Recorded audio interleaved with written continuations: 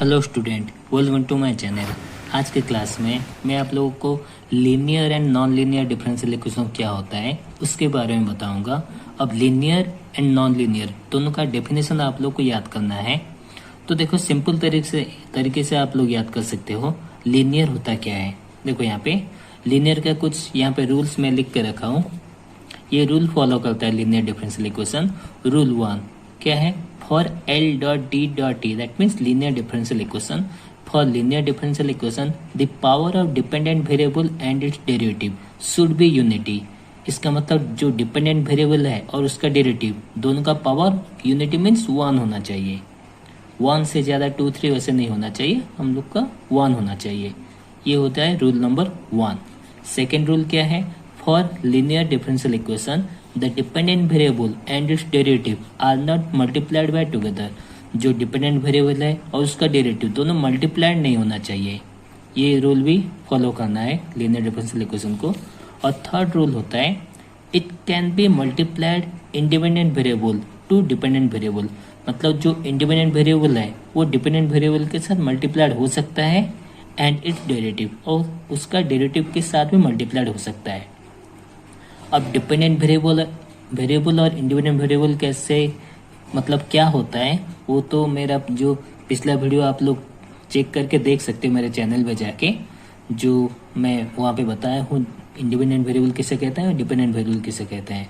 फिर भी यहाँ पे एक बार बता देता हूँ। सपोज यहाँ पे एक तो क्वेश्चन दिया हुआ है, देखो dy divided by dx is equal to suppose x square लिखा हुआ है।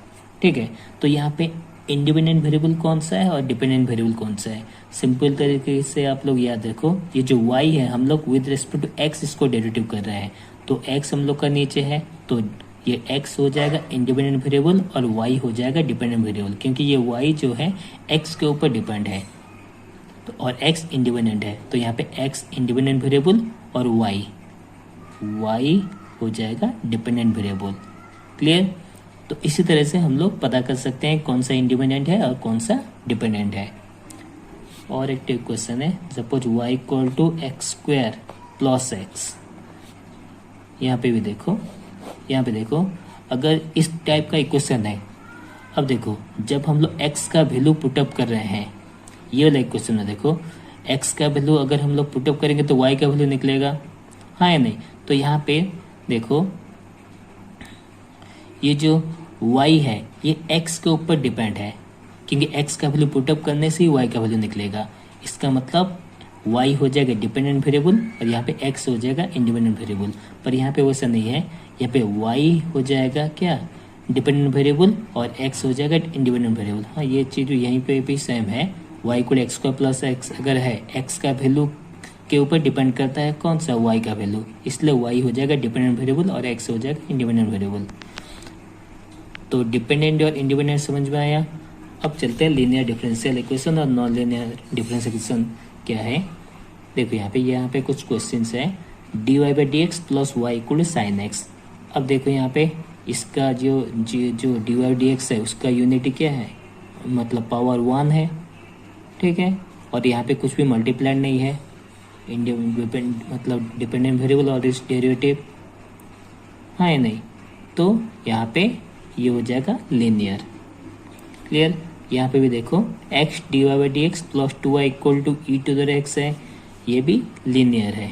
पर थर्ड क्वेश्चन देखो, यहाँ पे y और dy बाई डी एक्स, ये y हम लोग का डिपेंडेंट वेरिएबल है और y ये दोनों मल्टीप्लाइड है, हाँ या नहीं? y फिर dy by d x, y का derivative dy by d x है तो ये दोनों मल्टीप्लाइड है, तो ये हो जाएगा नॉन लीनियर डिफरेंशियल इक्वेशन।